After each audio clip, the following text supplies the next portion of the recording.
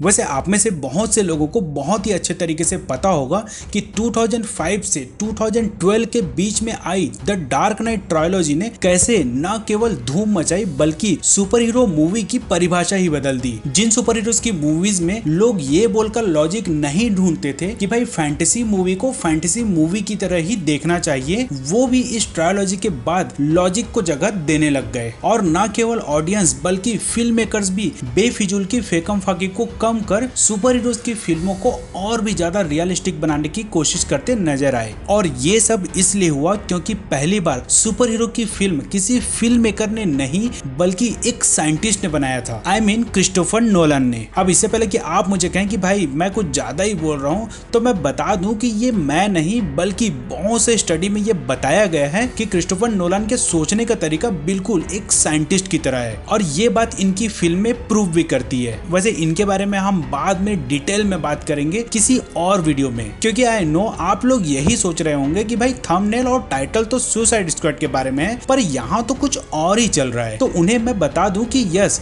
ये suicide squad के बारे में ही है, पर इस फिल्म के बारे में बताने से पहले ये बताना भी बहुत जरूरी है कि कैसे जब भी डीसी की पॉपुलैरिटी का ग्राफ गिरने लगता है तब वो ऐसा कुछ कमाल कर ही देता है कि लोगों का रुख वापस से डीसी की तरफ मुड़ने लग जाता है। 2016-17 में आई द सुसाइड स्क्वाड 1 और जस्टिस लीग जैसे एवरेज मूवी देने के बाद बहुत से लोगों का डीसी के ऊपर से थोड़ा भरोसा उठने लग गया था, जिसे डीसी या फिर कहें वार्नर ब्रोस ने शायद पहचान लिया और समय रहते ही फैसला ले लिया एक और सुसाइड स्क्वाड बनाने का, पर बिल्कुल नए अंदाज में। अब देखे भाई, पहला सुसाइड स्क्वाड देखने के बाद लोगों का वापस इसके ऊपर भरोसा करना थोड़ा मुश्किल था, इसलिए इसमें जिसका नाम बार बार हाईलाइट किया जा रहा था वो था इसके डायरेक्टर जेम्स गन, जिन्हें बहुत से सुपर हीरो फैंस उन्हें गार्डियन ऑफ द गैलेक्सी के क्रिएटर के नाम से पहचानते हैं। पर क्या केवल एक नाम जुड़ जाने से एक फिल्म में इतना डिफरेंस आ जाता है? जी हाँ बिल्कुल, बशर्ते उन्हें काम करने की वैसी आजादी मिले, बेवजह कोई अपना क्रिएटिव टांग ना अड़ाए। और इस फिल्म के लिए जेम्स गन को भी वैसा ही क्रिएटिव फ्रीडम दिया गया था जो डीसी और वार्नर ब्रोस ने द डार्क नाइट ट्रायोलॉजी के लिए नोलन को दिया था, और जिसका रिजल्ट साफ नजर आता है। भाई फिल्म तेजी से सबको समेटते हुए या फिर कहें निपटाते हुए चलती है। आपको कहीं भी बोर फील नहीं होगा, क्योंकि जिस एनर्जी के साथ इस फिल्म की शुरुआत होती है ठीक वैसी ही एनर्जी फिल्म के दौरान भी आपको महसूस होगा। ढेर सारे विलेन से भरे इस फिल्म में आपको एक्शन के साथ साथ कॉमेडी भी नजर आएगा और कहीं कहीं इमोशनल सीन्स भी। वैसे बाकियों को तो पता नहीं, पर मुझे पूरे मूवी में कुछ कैरेक्टर्स ने बहुत ही ज्यादा इम्प्रेस किया, जिसमें से एक था पीस मेकर, जो आपको मूवी में लोगों का पीस बनाते हुए नजर आएगा। दूसरा था ब्लड स्पोर्ट, जिसका कॉस्ट्यूम और एक से बढ़कर एक वेपन्स का नजर हटाना ही नहीं दे रहा था। इसके अलावा रेड कैचर और ऑफ कोर्स हार्ली क्विन ने भी अपने दमदार एक्टिंग से सबको इम्प्रेस किया।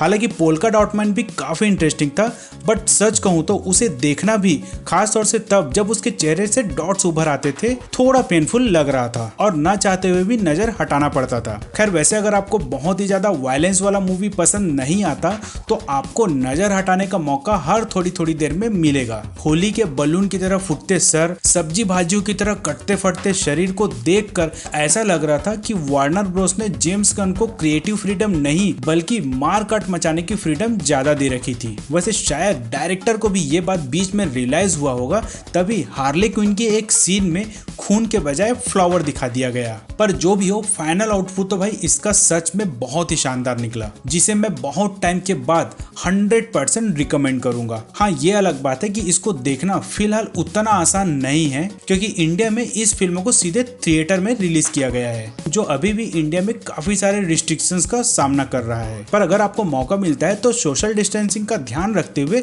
ये फिल्म आप एक बार जरूर देखें, इवन अगर आप मार्वल के फैन हो तो भी। वैसे आई एम श्योर मेरी तरह इस फिल्म को काफी लोगों ने देख लिया होगा, तो अगर देख लिया है तो भाई हमें कमेंट बॉक्स में जरूर बताएं कि आपको ये फिल्म कैसी लगी। चलिए, तारीफ तो बहुत हो गई, अब इसकी थोड़ी बुराई भी कर लिया जाए। आई मीन अब इसके कुछ कमजोर कड़ियों की बात की जाए। जो मुझे लगा इस फिल्म का मेन विलेन, हालांकि इसमें सब कोई विलेन ही थे, पर मैं यहाँ बात कर रहा हूँ स्टारो द कॉन्करर की, जिसे इवन डीसी के कॉमिक्स में भी काफी स्ट्रॉन्ग बताया गया है और इस फिल्म में भी ऑल टाइम बस यही बताया जा रहा था कि स्टारो एक बहुत ही पावरफुल कैरेक्टर कैरेक्टर है। पर ये क्या, इतना शोषा करने के बाद ये मरता भी है तो किससे? चूहों से। आई मीन सीरियसली, इसे चूहों के बजाय पोल्का डॉट मैन से भी मरते हुए दिखाते तो भी समझ में आता, जो कि अपने डॉट से किसी को भी भस्म कर देता है। और इवन एक सीन में तो वो उसके पैर को ऑलमोस्ट जला ही डालता है, जिससे उसके पावर का अंदाजा आप लगा सकते हैं। और स्टारो के आंख को फोड़ने से ही अगर ये मर सकता था तो पोल्का डॉट मैन को इसके पैर के बजाय सीधे इसके आंख पे अटैक करना था। और अगर रैट कैचर को कुछ इंपॉर्टेंस देना ही था तो दोनों को मिल के मारते हुए दिखा सकते थे। इसी बहाने कम से कम पोल्का डॉट मैन बस्ट हो जाता। खैर अब तो ये मारा जा चुका है और आगे की मूवी या वेब सीरीज में अब ये 100% दिखाई नहीं देगा, पर बाकी जो बचे हैं वो किसी न किसी फिल्म या वेब सीरीज में जरूर दिखाई देंगे। स्पेशली पीसमेकर, जिसे फिल्म में तो मरते हुए दिखाया गया है, पर इसके पोस्ट क्रेडिट सीन में उसे बचाते हुए डॉक्टर्स को भी दिखाया गया है। इसके अलावा HBO ने भी ये अनाउंस कर दिया है कि पीसमेकर का सोलो वेब सीरीज पे भी जल्द ही काम शुरू कर दिया जाएगा।